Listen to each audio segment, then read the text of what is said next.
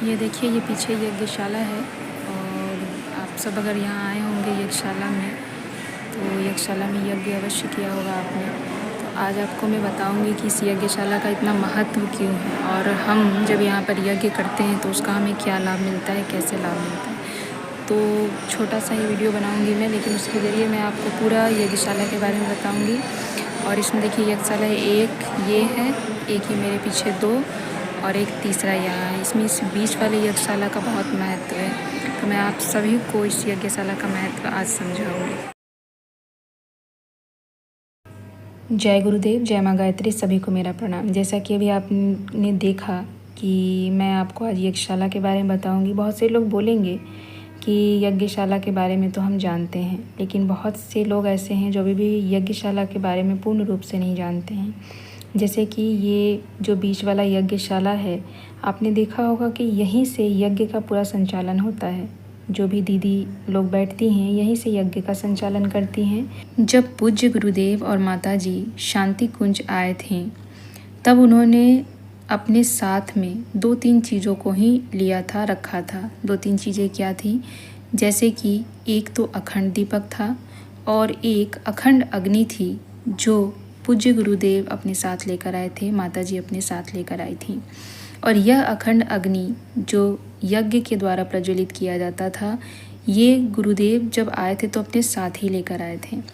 और सबसे पहले गायत्री मंदिर के पास में यह अखंड अग्नि द्वारा यज्ञ प्रज्वलित किया जाता था और तब वहाँ पर जो ब्रह्म कन्याएँ थीं, जो कुंवारी कन्याएँ थीं, वो इसमें बैठकर हवन करती थीं।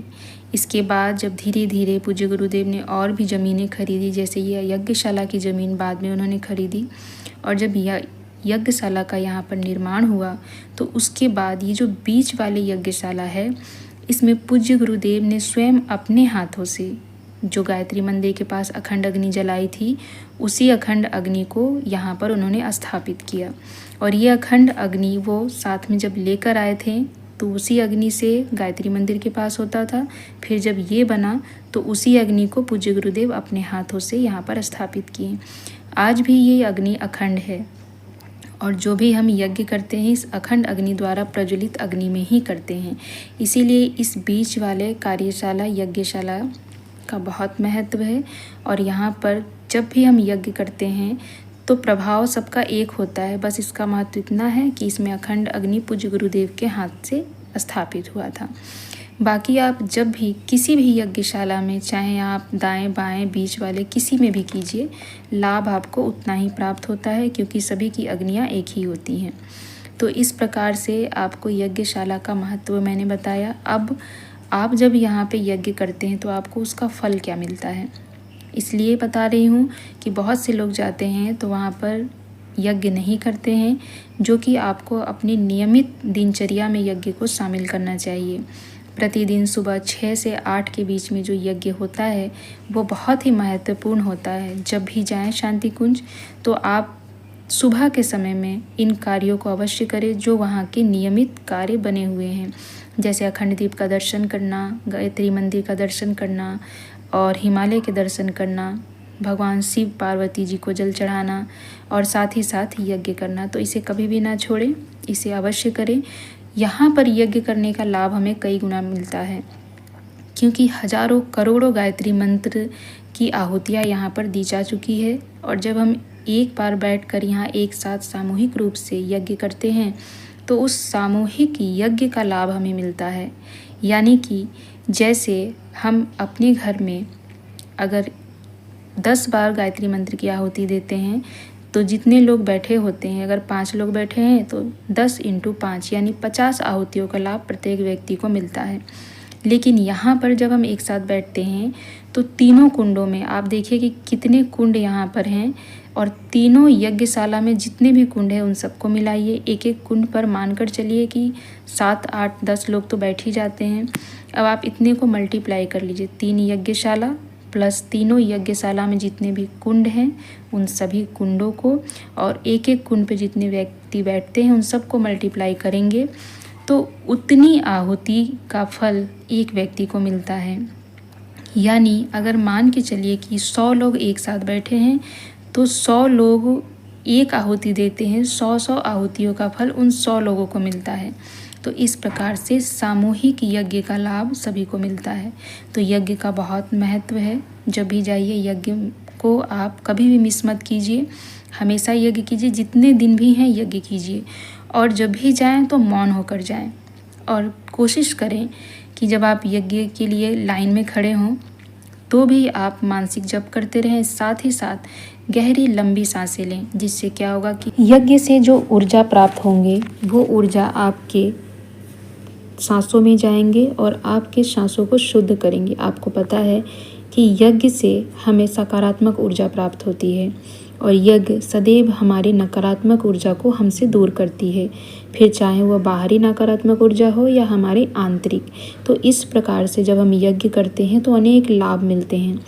और वहाँ पर जब आप लंबी गहरी सांस लेंगे तो यज्ञ की ऊर्जा और उसकी शुद्धता और साथ ही साथ जो हवन सामग्री की खुशबू है, उसकी शुद्धता है, उसकी ऊर्जा है, वह भी आपके अंदर समाहित होगी। इससे आप अनेक रोगों से मुक्त होंगे, महामारियों से आपको मुक्ति मिलेगी। साथ ही साथ आपके अंदर आध्यात्मिक ऊर्जा बढ़ने लगती है। इसीलिए यज्ञ बहुत आवश्यक होता है। आपको यज्ञ प्रतिदिन करना चाहिए। तो इन बातों का ध्यान रखना चाहिए। खासकर क्या होता है कि जब भी हम यज्ञ करने जाते हैं बस एक नियमित कार्य समझकर उसे संपूर्ण करने की भागदौड़ में लगे रहते हैं। यहीं पर हमसे भूल होती है। हमें उस यज्ञ का पूरा लाभ लेना चाहिए। और अन्य जगह यज्ञ करने और शांति कुंज में यज्ञ करने, दोनों में ज़मीन आसमान का फ़र्क होता है। क्योंकि यहाँ एक तो अखंड अग्नि है, साथ ही साथ हजारों करोड़ों गायत्री मंत्र, महामृत्युंजय मंत्र, साथ ही साथ और भी अनेक मंत्रों की हवन इसमें जा चुकी हैं और उसकी आहुतियाँ इसमें पड़ चुकी हैं। तो यहाँ जो वायु की शुद्धता है और यहाँ पर जो हम हवन करते हैं उतना ही गुना उसका लाभ हमें मिलता है। और तो इस प्रकार से हमारी आध्यात्मिक ऊर्जा भी बढ़ती है, साथ ही साथ अध्यात्म हमारा और भी प्रगतिशील होने लगता है, जिससे कि हमें जप में भी मन लगेगा, मानसिक रूप से हमें स्वस्थता प्रदान होगी, मानसिक रूप से हम गायत्री में संलग्न हो सकेंगे। साथ ही साथ हमारी सांसों को भी शुद्ध करेगी। और यहाँ की हवाओं में जो सांसें लेंगे वो तो शुद्ध होती ही है। हमारे फेफड़े, हमारे रोगों, अनेक प्रकार के लाभ मिलते हैं। तो वहाँ पर यज्ञशाला के पास कुछ समय बैठिए। केवल ये नहीं कि आज हमें यज्ञ करना है तो आज हमने यज्ञ की विधि पूरी कर ली, फटाफट से जो भी हमें हवन करना है किया और हम भाग चले। ऐसा नहीं, आपका हवन हो भी जाता है तो आप साइड में भी खड़े होकर कुछ देर वहाँ के वातावरण में स्वच्छ सांस लीजिए। बगल में ही समाधि स्थल है, हो सके तो वहाँ बैठकर कुछ देर प्राणायाम कर लीजिए। इन सब कार्यों से आपको यज्ञ का भरपूर लाभ मिलेगा, क्योंकि शांति कुंज जाना बार बार हो नहीं पाता है। जब भी जाएं तो वहाँ जितने दिन भी रहें तो अनेक जगहों का लाभ प्राप्त करें। मैं आप लोगों को ये सब चीज़ें इसलिए रिपीट कर रही हूँ क्योंकि हम सब कहीं ना कहीं अब इन चीज़ों को भूलने लगे हैं कि शांति कुंज का वास्तविक उद्देश्य क्या है। और जो कुछ भी पूज्य गुरुदेव ने दिनचर्याएं बनाई हैं, शांति कुंज की जो दिनचर्या है वो दिनचर्या हमारे स्वास्थ्य के लिए, हमारे मानसिक स्वास्थ्य के लिए, हमें शारीरिक स्वास्थ्य के लिए किस प्रकार से लाभान्वित करती है और क्या सोच के पूज्य गुरुदेव ने यह सब हमारे लिए इतना सुलभ किया है, हम इन चीज़ों को भूल चुके हैं। हमने केवल शांति कुंज को एक पर्यटन स्थल बना लिया है, घूमने का स्थल बना लिया है और जो भी वहाँ की दिनचर्या होती है बस उसको हमने अपनी ड्यूटी बना ली है। उस ड्यूटी के हिसाब से हम उसे करते हैं और उसके लाभ से हम वंचित रह जाते हैं। इसीलिए दोबारा से जिस प्रकार से किसी भी चीज़ को बार बार रिन्यूअल करना पड़ता है, बार बार रिवीजन करना पड़ता है, इसलिए मैं आप लोगों को इसका रिवीजन करा रही हूँ। एक बात और कहना चाहूँगी कि जो भी कुछ ऐसी नॉलेज वाली बात होती है या जिससे किसी को कोई ज्ञान प्राप्त हो रहा है, ऐसे वीडियो को आप लोग शेयर नहीं करते हैं। आपको शेयर करना चाहिए, क्योंकि अभी भी बहुत से नए लोग गायत्री परिवार से जुड़ते हैं और जिनको गायत्री परिवार के बारे में पता नहीं होता, वहाँ के बारे में पता नहीं होता है। तो आपके शेयर करने से उन तक ये बातें पहुँचेंगी तो उनको भी लाभ होगा और हमें भी लाभ होगा, इसलिए क्योंकि गुरुदेव की विचारों को हमने एक दूसरे तक पहुंचा दिया। तो जो भी नॉलेजेबल बातें लगती हैं आपके हिसाब से, उसको आप आगे ज़रूर भेजिए, उन लोगों तक भेजिए कि बहुत से लोग इसको जाने समझे और इसका लाभ उठा सकें। क्योंकि केवल स्वयं तक ज्ञान रखना, स्वयं जान लेना, यह अपने आप में कोई अच्छी बात नहीं होती है। मैंने अब तक जितनी भी बातें बताई हैं, आप सभी लोग इतनी क्वेरी करते हैं, इतने प्रश्न पूछते हैं, इतने क्वेश्चन पूछते हैं, जबकि ये सारी बातें बहुत पहले से बहुत लोगों ने बताई, लेकिन फिर भी मेरे बताने से आपको उसका लाभ मिल रहा है। यानी कि आपके जैसे ही अभी और भी लोग हैं जिनको इसका लाभ मिलना चाहिए, ताकि जो शांति कुंज आएँ तो उनको इन चीज़ों के बारे में परेशानी ना उठानी पड़े कि हमें कहाँ पे क्या करना है।